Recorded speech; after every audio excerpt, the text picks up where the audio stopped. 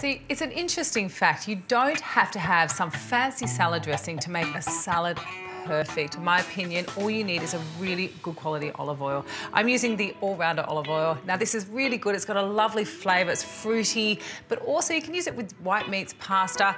I like to literally drizzle it on my salad. I've got some lime as well. That's kind of interesting. You could use lemon or any kind of acid, any type of vinegar you like. Pop that on there, squeeze the lime.